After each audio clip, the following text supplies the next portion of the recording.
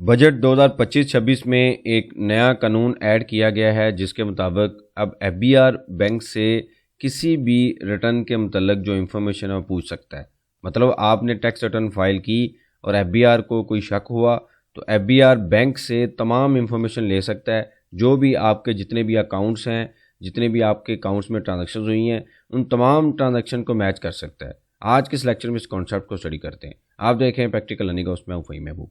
वापस आते हैं टॉपिक के ऊपर। जैसे आप सबको पता है जो बजट है वो 1/7/2025 को लागू हो चुका है, यानी कि अगले टैक्स ईयर के लिए, जो कि टैक्स ईयर 2026 है। जुलाई से स्टार्ट होता है, 30 जून पे एंड होगा।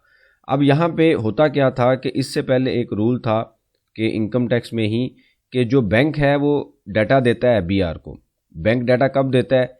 वहाँ पे 3 कंडीशन थी कि अगर आपने जो आपका मंथली क्रेडिट कार्ड है उसका यूज़ 2 लाख से ज़्यादा होता है तो बैंक क्या करता है, एफबीआर को आपका डाटा दे देता है। इसी तरीके से अगर आपका जो विड्रॉल है, यानी कि कैश जो आपने बैंक से निकाला है वो 10 लाख से ज़्यादा होता है तो बैंक एफबीआर को डाटा दे देता है। अगर आपके अकाउंट में 10 मिलियन यानी कि 1 करोड़ से ज़्यादा डिपॉजिट हुआ है तो बैंक क्या करता है, एफबीआर को डाटा दे देता है। यानी कि 2 लाख से ज़्यादा क्रेडिट कार्ड यूज़ हुआ, ये क्रेडिट कार्ड की बात हो रही है। 10 लाख से ज़्यादा आपने कैश विड्रा करवाया, मतलब आपके अकाउंट से पैसे निकले कैश की फॉर्म में, और या आपके अकाउंट में 1 करोड़ से ज़्यादा डिपॉजिट हुआ है तो बैंक क्या करता था, ऑटो इन्फॉर्मेशन एफबीआर को देता है। अब एफबीआर इस डाटे को यूज़ करने के बाद जो भी टैक्स पेयर है उसकी रिटर्न को मैच करता है। ये काफ़ी पुराना रूल था। अब एफबीआर ने को डाटा तो एफबीआर के पास आ रहा था लेकिन इसका कोई रिजल्ट नहीं निकल रहा था। मतलब सिर्फ बैंक ने डाटा भेजना शुरू किया और आपने देखा कि मालूमात इंफॉर्मेशन में डाटा, कैश डिपॉजिट, इस तरह की चीज़ें आना भी शुरू हो गई, लेकिन अब फिर वो गायब हो गई हैं क्योंकि इसका रिजल्ट नहीं निकला। तो बैंक ने ये कहा कि भाई मैं आपको डाटा दे रहा हूँ, इसका कोई रिजल्ट आप निकालें। अब एफबीआर ने क्या किया कि अपने आप को रिफाइन करने के लिए एक सेक्शन ऐड कर लिया जिसका सेक्शन का नाम है 175AA। यहाँ पे लिखा हुआ है exchange of banking and tax information. अब होगा क्या कि जो टैक्स रिटर्न आप फाइल करेंगे, मतलब आपने टैक्स रिटर्न फाइल की और आपकी टैक्स रिटर्न में एसेट्स आ रहे हैं फॉर एग्जांपल 20 मिलियन यानी कि 2 करोड़ के, और आप अपनी इनकम शो कर रहे हैं 15 लाख। अब एफबीआर को किसी वजह से शक होता है कि भाई इनके पास एसेट कितने आ गए, इनकी तो इनकम बड़ी कम है। तो एफबीआर उस डाटे को जो आपने रिटर्न फाइल की होगी उस डाटे की बेस पे आपके आईडी कार्ड की इंफॉर्मेशन या बैंक के इंफॉर्मेशन लेने के लिए, बैंक अकाउंट की इंफॉर्मेशन लेने के लिए एफबीआर बैंक को आपका डाटा देगा कि मुझे जो टैक्स रिटर्न में ये इनकम शो कर रहे हैं और इनकी वेल्थ बहुत ज़्यादा है, मुझे लगता है कि इनकी इनकम ज़्यादा है 15 लाख से, ये कम शो कर रहे हैं, लिहाजा मुझे ज़रा चेक करके बताएं कि इनके अकाउंट में, क्रॉस चेक करके बताएं कि इनके अकाउंट में क्या क्या ट्रांजेक्शन हुई हुई हैं। अब बैंक ज़्यादा हो सकते हैं, फॉर एग्जांपल कोई अलाइड बैंक हो सकता है, अल्फला बैंक हो सकता है, इस तरीके से यूबीएल हो सकता है। तो एफबीआर बेसिकली एक सेंट्रलाइज जो सिस्टम होता है जो उनको ईमेल जाएगी, वन लिंक हो सकता है या कोई भी ऐसा अदारा हो सकता है जहां पे आपकी तमाम इंफॉर्मेशन आ रही होती है।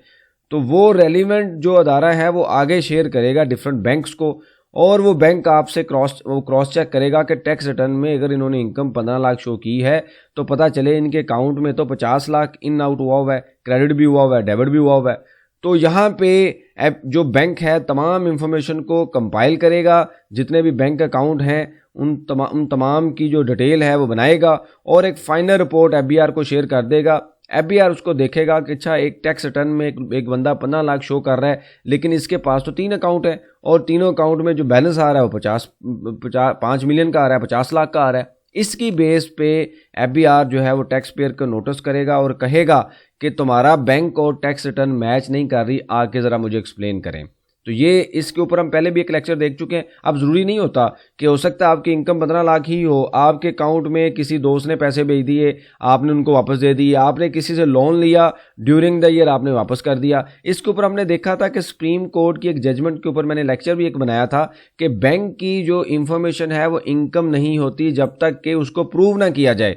मिसाल के तौर पर इसकी मैं एक और आपको एग्जाम्पल देता हूँ कि आपने फॉर एग्जांपल 31/12/2024 को एक बंदे से लोन लिया फॉर एग्जांपल 3 मिलियन का, और आप उसको यूज़ करते रहे और आपको 2-3 महीने के बाद 30 अप्रैल को फॉर एग्जांपल इसी टैक्स ईयर में 2025 में जाके आपने उसको पैसे वापस कर दिए। तो जब बैंक जो है वो डेबिट या क्रेडिट देखेगा तो ये 3 मिलियन भी आ रहा होगा और डेबिट में भी आ रहा होगा, क्रेडिट में भी आ रहा होगा। फॉर एग्जांपल आपकी इनकम है 15 लाख जैसे हम अभी बता रहे हैं, तो आपने विड्रा करवा लिया 10 लाख, लेकिन ये जो ट्रांजैक्शन है, जो 3 मिलियन का लोन है, ये भी आपके अकाउंट में आ रहा है, तो 3 मिलियन यहाँ पे भी आ रहा होगा, 3 मिलियन यहाँ पे भी आ रहा होगा। तो जब बैंक टोटल करेगा तो पता चलेगा कि इनके अकाउंट में तो 4.5 मिलियन आया हुआ है या 5 मिलियन आया हुआ है। तो बैंक क्या करेगा, डाटा दे देगा। एफबीआर इसकी बेस पे आपको नोटिस कर देगा, ज़रा आके मुझे एक्सप्लेन करें। आप जाएंगे बैंक स्टेटमेंट लेके, आप जाके बताएंगे कि भाई मेरी इनकम तो यही है जो मैंने शो की हुई है, मैंने एक दोस्त से लोन लिया था 3 मिलियन, उसको वापस कर दिया है, तो ये डेबिट भी ट्रांजैक्शन, मेरे अकाउंट में पैसे आए भी हैं, मेरे अकाउंट से पैसे निकल भी गए हैं, तो मैंने तो ख़त्म कर दिया। ड्यूरिंग द ईयर किसी से आपने चीज़ ली और उसको वापस कर दी, तो मेरी तो इनकम नहीं है ये वाली, तो फिर जाके आपको एक्सप्लेन करना पड़ेगा। इस वजह से हम ये कहते हैं कि जब आप टैक्स रिटर्न फाइल करें तो बैंक स्टेटमेंट को लाजमी रिकंसाइल किया करें, ताकि आपको अंदाज़ा हो कि आपकी टैक्स रिटर्न में कितनी इनकम है और कौन सी ऐसी चीज़ें हैं जो इनकम से रेलिवेंट नहीं है। इससे पहले मैंने एक लेक्चर आपको बताया था कि एफबीआर ने जो टैक्स ईयर 2025 का ड्राफ्ट फॉर्म है वो उसका फॉर्म जारी किया है और 15 या 16 जुलाई को ये फॉर्म अवेलेबल होगा, मतलब हम टैक्स रिटर्न फाइल कर सकेंगे इस डेट से। अब क्वेश्चन ये पैदा होता है कि भाई एफबीआर जो है वो बैंक से कैसे डाटा लेगा, इतने ज़्यादा टैक्स पेयर हैं, वो कैसे सबको चेक करेगा। हाई रिस्क प्रोफाइल यानी कि जहाँ पे उनको लगता है कि वेल्थ बहुत ज़्यादा है, एसेट बहुत ज़्यादा है लेकिन इनकम कम है, वो कैसे चेक करेगा। उसके लिए मैंने आपको एक्सप्लेन किया कि टैक्स रिटर्न में एक एडिशन की गई एस्टिमेटेड करंट मार्केट वैल्यू, कि अगर आपकी कोई प्रॉपर्टी है जो कि आपने 10 साल पहले ली है 5 लाख की, 50 लाख की, आज उसकी वैल्यू है 2 करोड़, तो आपको अब टैक्स रिटर्न में एस्टिमेटेड मार्केट वैल्यू भी लिखनी होगी।